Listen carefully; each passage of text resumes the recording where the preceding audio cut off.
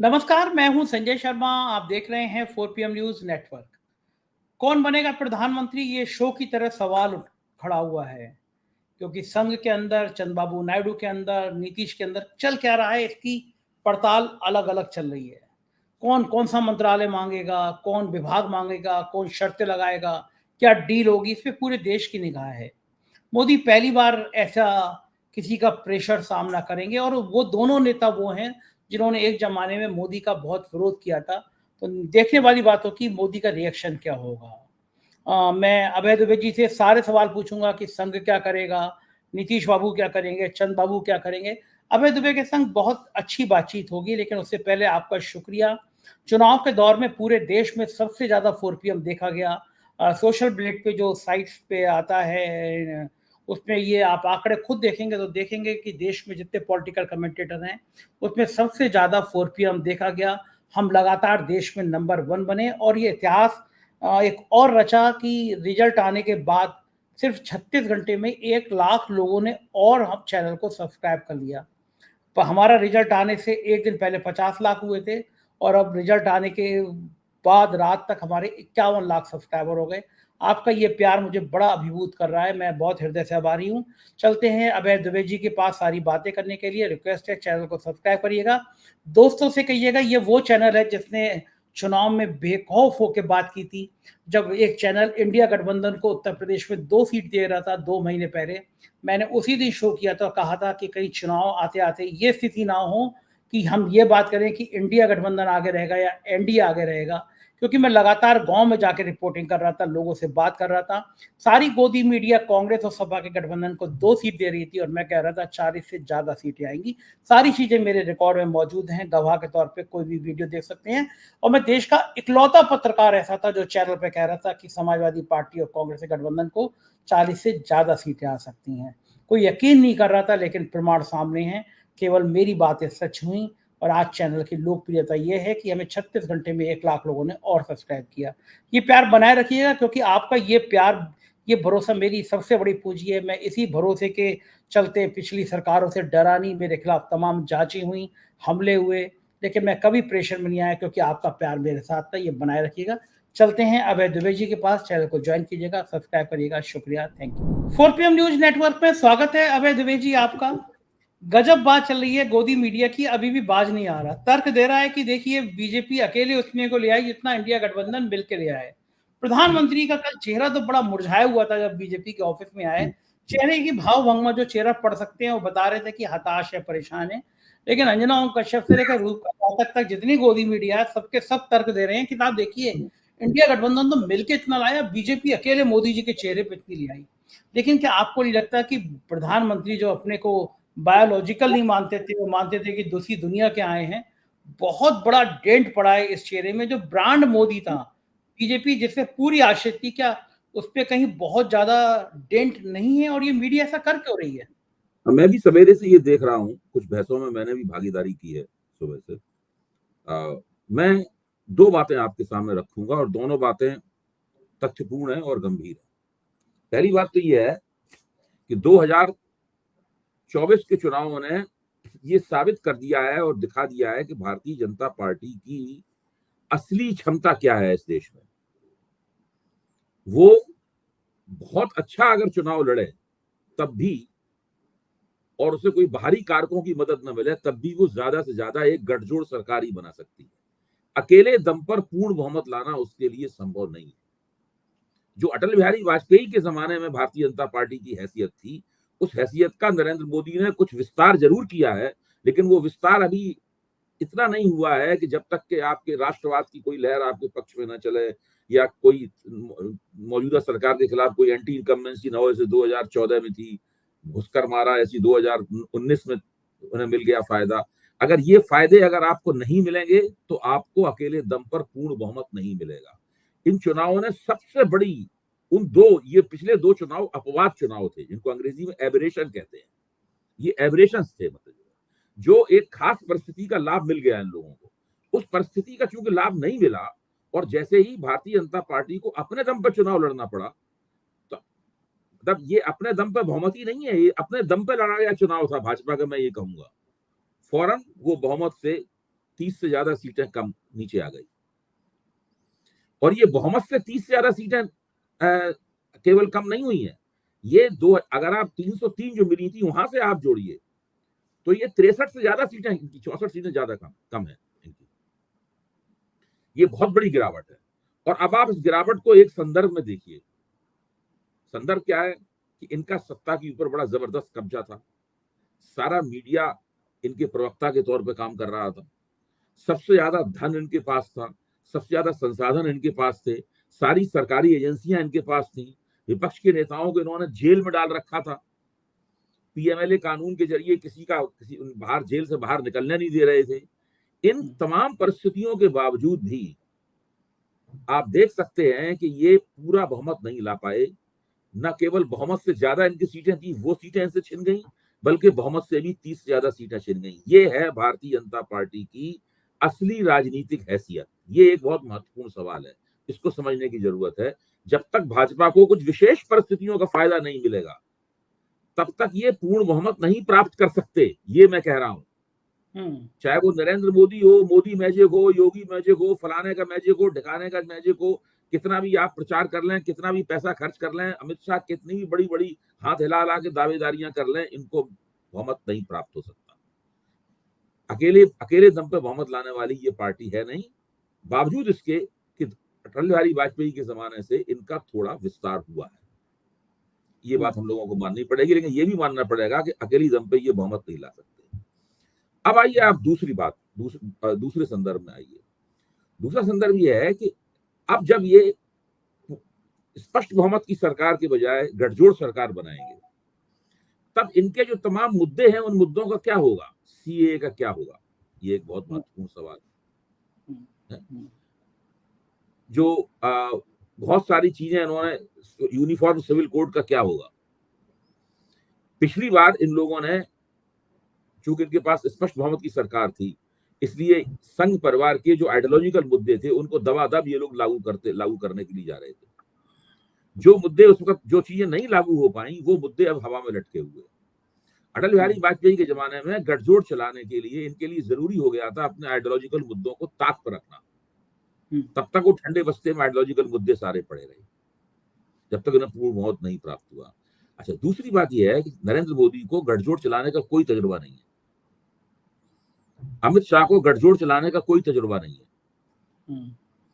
आप देख सकते हैं कि महाराष्ट्र में उन्होंने गठजोड़ कितने बुरी तरीके से चलाया, इतनी बुरी तरीके से चलाया कि बुरी तरह मुंह के बल गिरे, चुनाव में बुरी तरह हार गए। बिहार में गठजोड़ कितनी बुरी तरीके से चलाया, कितनी सीटें हार गए, 10 से ज्यादा सीटें हार गए, बिहार में भी हार गई सीटें। तो ये कहीं भी गठजोड़ चलाना इनके स्वभाव के प्रतिकूल है। इनकी जो पॉलिटिकल प्रैक्टिस है, इनका जो तजुर्बा है, वो गठजोड़ चलाने के अनुकूल नहीं है। ये गठजोड़ तब चला पाते हैं जबकि गठजोड़ के जो सहयोगी दल हैं उनका अपमान करने का अधिकार इनके पास हो। बुलाएं उनको, कौन है, बैठाए रखें, यहीं बैठे रहो, चुप रहो, देर में मिले, उनकी कोई बात ना माने, ये है। अब दिक्कत की बात क्या है कि अब इनका मुकाबला होगा दो लोगों से, एक का नाम है चंद्रबाबू नायडू और दूसरे का नाम है नीतीश कुमार। चंद्रबाबू नायडू को तो ये दोनों समझते ही नहीं है। अटल बिहारी वाजपेयी समझते थे, अडवाणी समझते थे, जॉर्ज फर्नांडिस समझते थे, ये लोग समझते थे। चंद्रबाबू नायडू एक विचित्र आत्मा है, ये आसान बात नहीं है। अब मैंने तो वो नेशनल फ्रंट और एनडीए का वो शुरुआती जमाना भी देखा है। वो कांग्रेस का जब नेशनल फ्रंट था तब भी चंद्रबाबू नायडू उसके संयोजक थे, और जब एनडीए के इधर सरकार बनी, भाजपा की सरकार बनी, तब भी चंद्रबाबू नायडू उसके संयोजक थे। वो आंध्र प्रदेश में चुनाव जरूर लड़ते हैं, लेकिन उनकी बड़े बड़े महत्वाकांक्षी व्यक्ति हैं, बड़ी जबरदस्त वो बार्गेनिंग करते हैं, उनके पास हमेशा अपनी मांगों की लिस्ट होती है और मांगे उनकी बहुत ही कड़ी होती है।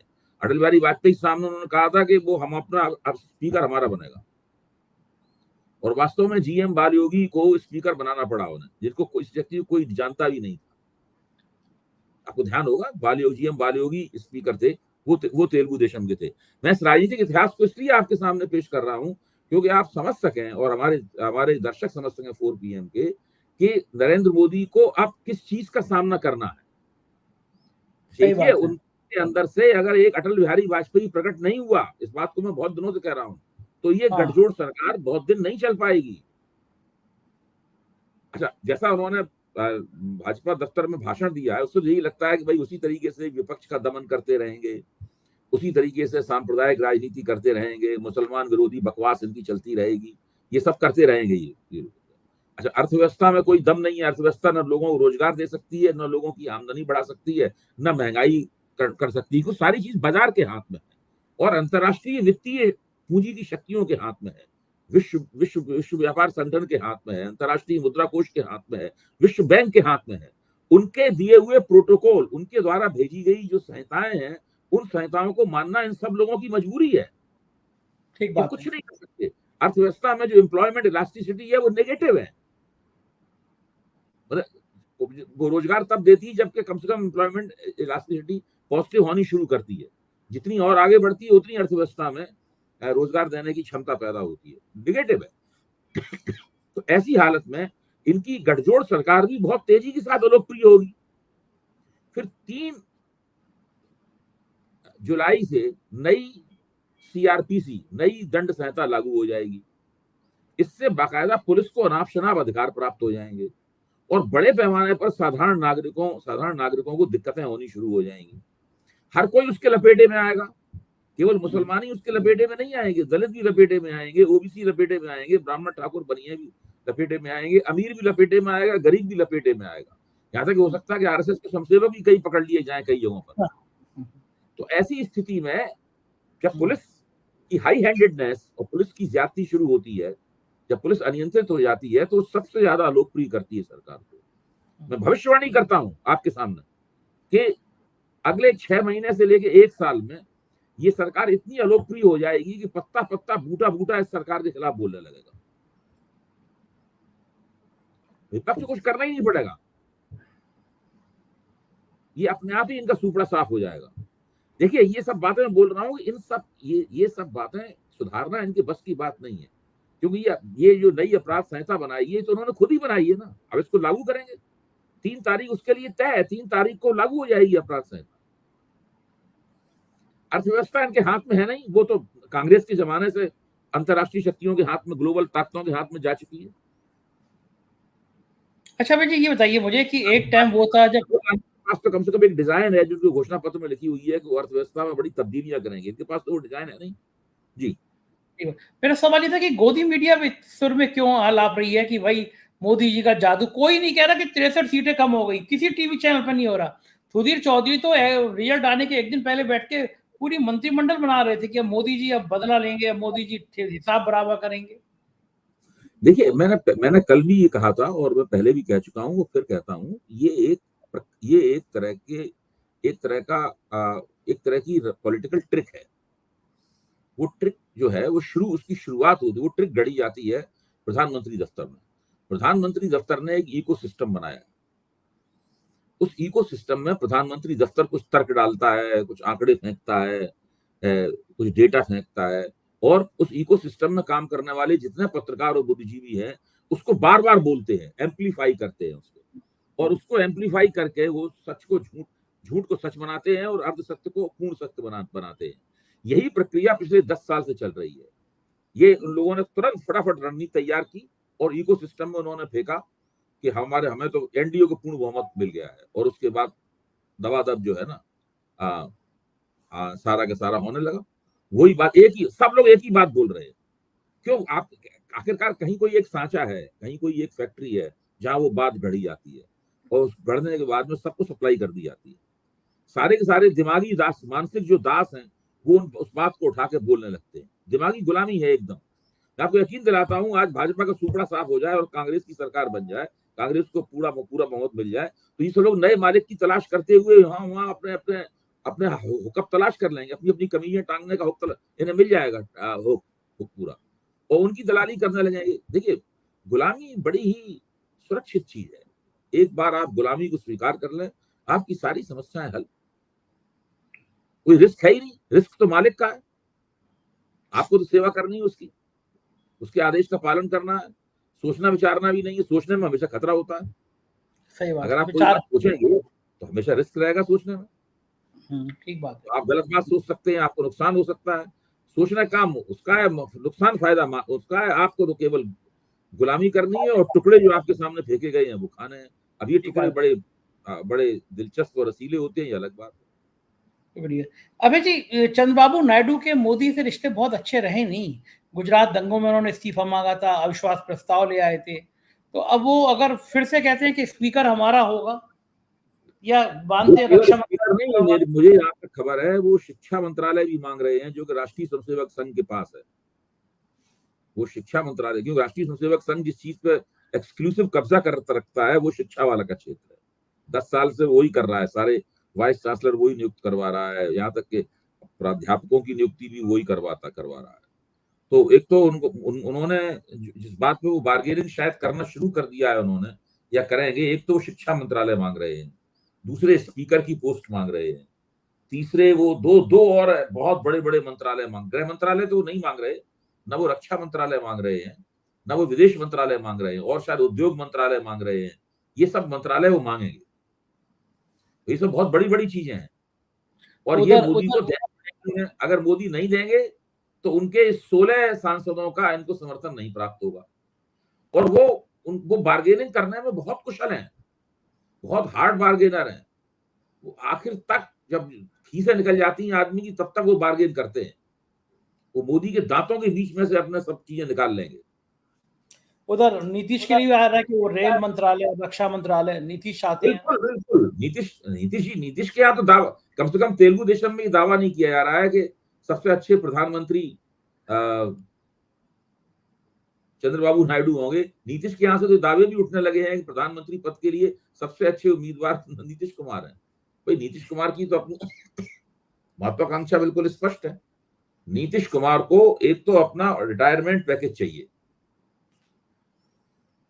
अब उनकी उम्र ज्यादा हो गई है, तबीयत भी उनकी खराब है, लेकिन आप राजनीति कितनी बढ़िया उन्होंने की। बीजेपी इतना नहीं जीती इतना वो जीते हैं बिहार में। कोई नहीं मान जब रहा था। कहा ही जा रहा था कि नीतीश कुमार ही हारेंगे, हाँ, वही कोई जीते। हाँ। हाँ, इससे आप अंदाजा लगा सकते हैं कि उनकी जो पॉलिटिकल स्किल्स हैं वो कहीं भी डिम नहीं हुई हैं, उतनी ही शार्प हैं। भले ही शरीर काम नहीं कर रहा है लेकिन दिमाग पूरी तरह काम काम कर रहा है उनका। कल तो फोटो वायरल हो रहा था। एक आध जगह जबान फिसल जाती है, कहीं कहीं याददाश्त की गड़बड़ी होती है, लेकिन वो अपना काम सब जितनी जरूरत है उन्हें उतना काम उनका स्वास्थ्य कर रहा है। कल तो फोटो तो वायरल हो रहा था, तेजस्वी और दोनों एक फ्लाइट में आ रहे थे साथ साथ एक दिल्ली। ही फ्लाइट में। देखिए मैं बता रहा हूं आपको कि नीतीश कुमार भी काफी बार्गेनिंग कर दे। नीतीश कुमार को पता है 2019 में जितने वो मंत्री चाहते थे मोदी ने रखने से इनकार कर दिया। तो नीतीश कुमार ने बहुत दिनों तक तो केंद्रीय मंत्रिमंडल में अपने मंत्री भेजने से इनकार किया। ये बाद में समझौते बन गए लेकिन कोई इनका मंत्री नहीं था वहां पर। बाद में आर.के. सिंह की घटना हो ही गई थी। हाँ, तो आप इससे अंदाज लगाएं कि ये सब किस तरीके से क्या हो रहा है। Sorry, RP. सिंह नाम था ना उनका, जो बहुत जी जी करीबी जी। थे जो बाद में। हाँ, हाँ एक बात बताइए मुझे कि अगर ये पैकेज नहीं माने गए, चंद्रबाबू नायडू की बातें नहीं मानी गई, मंत्रालय नहीं माने गए, नीतीश के मंत्रालय नहीं माने गए, तो फिर क्या होगा? लेकिन दिक्कतें पैदा होंगी ना फिर। या तो ये लोग मन मार के रहेंगे, जरा मौका पड़ते ही टांग खींच देंगे, या मोदी को मन मार के इन्हें देना पड़ेगा। भाई दोनों में से किसी एक को तो मन मारना ही पड़ेगा ना अपना। अच्छा, इनको ये नहीं पता कि मोदी जी, मजबूरी की सरकार होगी, ठीक से नहीं चलेगी, बात बात में मतभेद होंगे, फ्रिक्शंस होंगे इसके अंदर। तो इनको ये नहीं पता कि मोदी जी एक्सपर्ट हैं, वो उद्धव ठाकरे की तरह पार्टी तोड़ सकते हैं, ऑपरेशन लोटस हो सकता है, 16 में से 10 MP इधर आ सकते हैं। नहीं, अगर अगर मोदी जी वही सब करेंगे जो उन्होंने महाराष्ट्र में किया, जो उन्होंने बिहार में किया, अगर यही सब मोदी जी करेंगे तो फिर मुझे लगता ये है कि ये काम करना बिहार में तो उन्हें आसान होगा। वो नीतीश कुमार की पार्टी तो पलक पलक झपकते तोड़ देंगे, लेकिन आंध्र प्रदेश में करना उनके लिए दिक्कत तलब होगी। चंद्रबाबू नायडू को नहीं डील कर पाएंगे। क्या कारण है इसके पीछे, क्यों नहीं कर पाएंगे? चंद्रबाबू नायडू बहुत ज्यादा, एक तो ज्यादा होशियार व्यक्ति हैं और दूसरे आंध्र प्रदेश अभी भारतीय जनता पार्टी के लिए बहुत ही उपजाऊ जमीन नहीं है। वहां वहां उनका पिछली बार कितना 1.5% वोट मिला था भारतीय जनता पार्टी को। इस बार इनके साथ समझौता कर लिया तो 6 सीटें दी थी चंद्रबाबू नायडू ने इनको केवल। तो आंध्र प्रदेश इनके लिए बहुत ऐसी परिचित जमीन नहीं है जहां ये कर सकें। क्या कोई ऐसी संभावना बन सकती है कि इंडिया गठबंधन भी सरकार बना ले? अगर मान लीजिए खड़गे का नाम सामने रख देते हैं, दलित प्रधानमंत्री बनाएंगे, चंद्रबाबू हाँ, नायडू लेकिन नीतीश। खड़गे का नाम तो सामने रख देंगे, लेकिन नंबर्स होने चाहिए ना, आपके पास संख्याएं होनी चाहिए। वो तभी होंगी जबकि नीतीश कुमार और ये दोनों चले जाएं छोड़ के, एनडीए छोड़ के इंडिया में चले जाएं, फिर तो दिक्कत हो जाएगी, फिर तो इनकी सरकार बन सकती है। क्या तो इसलिए ये बन सवाल जाएगी, तो इसलिए सरकार बन जाएगी कि फिर राष्ट्रपति को इन्हें कहना पड़ेगा, नरेंद्र मोदी को एक तारीख देनी पड़ेगी कि आप इस तारीख तक अपना बहुमत साबित कीजिए। बहुमत साबित ये कर नहीं पाएंगे, जब ये बहुमत नहीं साबित कर पाएंगे तो दूसरे क्लेमेंट को मौका देना पड़ेगा कि आप सरकार बनाइए और इस तारीख तक अपना बहुमत साबित कीजिए। एक चर्चा बहुत चल रही है कि संघ चाहता है गडकरी या शिवराज सिंह चौहान बने प्रधानमंत्री। हाँ, ये भी है, जो अंदरूनी जो स्थिति है उसको संभालना आना पड़ेगा। क्या संघ के अंदर अभी इतनी भारतीय जनता पार्टी का विरोध करने की या भारतीय जनता पार्टी को अपने कंट्रोल में लाने की इतनी इच्छा शक्ति बची है संघ में? ये एक सवाल है। क्योंकि देखिए, मोदी के शासनकाल में संघ को बड़ी बड़ी संपत्तियां हासिल हुई, बड़े बड़े उनके दफ्तर, पहले ही बहुत साधारण और सादा किस्म के दफ्तरों में काम करते थे। मोदी के शासनकाल में बड़े बड़े भव्य दफ्तर मिले हैं, सरकारी मददें बहुत मिली हैं इनको, और पूरे शिक्षा के क्षेत्र में इनका कब्जा हो गया है। नई शिक्षा नीति बनाने के नाम पर इन्होंने बहुत कुछ किया है। इनके आसपास वाइस चांसलर लोग घूमते रहते हैं, और ऐसी स्थिति सारे विश्वविद्यालयों का इन्होंने कबाड़ा कर दिया है, घटिया लोगों का अपॉइंटमेंट करवा कर। दिल्ली के दोनों बड़े विश्वविद्यालय, दिल्ली विश्वविद्यालय और जवाहरलाल नेहरू विश्वविद्यालय का एकेडमिक स्तर बहुत बुरी तरीके से गिर गया है। ये खुद संघ के लोग कहते हैं इस बात को कि भाई हम लोगों ने जो किया वो ठीक नहीं किया। आप उससे बात कीजिए, बोले हाँ कर तो दिया है लेकिन ये ठीक नहीं हुआ है। सब लोग खुद ही कहते हैं। तो ऐसी स्थिति है। क्या लग रहा है कि ये सरकार, अगर मोदी जी शपथ लेंगे, आसानी से ले लेंगे और फिर ले लेंगे तो फिर सरकार क्या लड़खड़ाती चलेगी, कोई कठोर फैसले हो पाएंगे? भाई ऐसा है कि शपथ ले ली और विश्वास मत प्राप्त कर दिया तो उसके बाद 6 महीने तक तो उसके खिलाफ विश्वास प्रस्ताव लाया नहीं जा सकता। तो 6 महीने सरकार चलने की तो गारंटी हो जाएगी। अच्छा, इस सरकार में भी सीबीआई, ईडी, इनकम टैक्स, विपक्ष को गिरफ्तारी, ये सब चलेगी? मोदी पूरी कोशिश करेंगे, बशर्ते नीतीश कुमार और ये चंद्रबाबू नायडू उसका विरोध ना करें। अगर इन लोगों ने विरोध खड़ा कर दिया कि नहीं आप ये नहीं कर सकते इस सरकार में, अगर आप इस करेंगे तो हम लोग समर्थन वापस ले लेंगे, तब नहीं कर पाएंगे। तब पार्टी तोड़ने का अभियान नहीं चलेगा। मतलब इन लोगों को डर नहीं है कि मोदी जी इतनी सफाई के संग ऑपरेशन रोटर चलाते हैं कि 16 एमपी में से कब 12 एमपी कब दिखाई दे जाए? वहां पे पैसे की कमी तो है नहीं, देश के बड़े बड़े कारपोरेट हाउस पीछे खड़े हुए हैं, तो मोदी चाहेंगे नहीं कि कारपोरेट हाउस जिस तरह पहले सरकार का साथ देते थे, मुझे शक है कि अब वो सरकार का उस तरीके से साथ देंगे। क्या आप क्यों अभी शक भी समझ रहे सरकार की तरफ उनका रुझान रहेगा, लेकिन जिस तरह से मोदी ने चुनावी मुहिम में अडानी अंबानी को बदनाम किया और कहा कि इनके पास अकूत काला धन है और ये टेम्पो में भर भर के काला धन जो है विपक्ष को दे रही है, यही तो आरोप लगाया भारत के प्रधानमंत्री ने, ऑन रिकॉर्ड कहा है। कहाँ बांसवाड़ा में स्पीच दी थी, कहाँ स्पीच, कहीं उस जगह का नाम का क्या नहीं है, हमें ध्यान नहीं है, वो पता लग जाएगा, सारी चीजें रिकॉर्ड पर है। तो अगर ऐसा कहने के बाद में मुझे लगता है कि कोई भी बड़ा पूंजीपति जो है वो इनका साथ देने के बारे में दिल से सोचेगा। पूंजीपतियों ने नरेंद्र मोदी का बहुत साथ दिया, इन्हें पूंजीपतियों को इस तरह बदनाम नहीं करना चाहिए था जिस तरह उन्होंने बदनाम किया। अच्छा, इन हाउस क्या होगा जब भारतीय जनता पार्टी की संसदीय दल की बैठक होगी? मोदी के इधर कुर्सी पे कोई नहीं बैठ सकता था, मोदी के इधर कोई नहीं बैठ सकता था, वो रुतबा रहेगा? कभी किसी की बेइज्जती कर देना, राजनाथ सिंह को पीछे कर देना, जेपी नड्डा को खींच देना कि मोदी के फोटो फ्रेम में। भाजपा के अंदर तो भाजपा पे तो उनका पूरे तरह कब्जा है, मैं ये मानता हूँ। नरेंद्र मोदी की ताकत भाजपा पे कब्जे में बसती है। नरेंद्र मोदी की सबसे बड़ी ताकत है भारतीय जनता पार्टी को कैप्चर करना, और नीचे से ऊपर, अंदर से बाहर तक पूरी तरीके से कैप्चर कर लिया है उसको। तो भाजपा में तो कोई उनके खिलाफ चू बोलने की स्थिति में है नहीं। अगर होता तो अभी तक 60 सीटें कम हुई थी, बहुमत से नीचे आ चुकी है सरकार, इनके ऊपर ऑब्जेक्शन हो चुके होते, वो कोई ऑब्जेक्शन हुआ नहीं, दिखाई नहीं पड़ा। राष्ट्रीय स्वयंसेवक संघ ऑब्जेक्शन कर सकता है, करेगा कि नहीं करेगा मुझे नहीं मालूम, मुझे उसकी भी संभावना कम लग रही, क्योंकि संघ के अंदर भी इनके लोग घुसे हुए। इन्होंने संघ की प्रतिनिधि सभा में अपने लोगों को अपॉइंट वगैरह कराया है। संघ भी अब पहले ऐसा संघ नहीं रहा। अगर संघ पहले ऐसा संघ होता तो उन्होंने जब अपने आप को भगवान कहा था तभी संघ कहता ये सब बातें बंद की। चंपत राय को भी डांट पड़ती, चंपत राय भी तो संघ के प्रचारक हैं, उनको डांट पड़ती तो विष्णु भगवान के अवतार कह रहे हो बेवकूफ। हाँ, साक्षी महाराज से कहा जाता है मुंह बंद रखो। तो ये सब कहा जाता नहीं बातें। ठीक बात है, वो तो कहा नहीं गया, लेकिन आने वाले दिन कुछ महीने राजनीति के बहुत रोचक होंगे ना, देखने को कई कई नजारे हर देखना होगा कि जिन लोगों को गठजोड़ सरकार चलाने का कोई तजुर्बा नहीं है, जो पिछले 22 साल से पूर्ण बहुमत की सरकारें चला रहे हैं, वो लोग गठजोड़ सरकार अब कैसे चलाते हैं। बिल्कुल ठीक, बहुत बहुत शुक्रिया अभय जी, आपने इतना समय दिया। खासतौर से तब जबकि अपोजिशन का स्पेस बढ़ चुका है, खासतौर से तब जो अपोजिशन हार का गम मनाने की बजाय हार की खुशी मना रहा है, हार की खुशी मना रहा है, और ये जीत के गम में डूबे हुए हैं। ठीक बात है, ये जीत बहुत के गम में रोचक, डूबे हुए अपोजिशन हार की खुशी मना रहा है।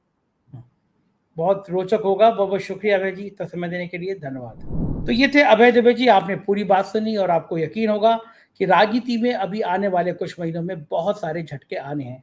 कैसी लगी बातचीत बताइएगा जरूर। शुक्रिया, थैंक यू।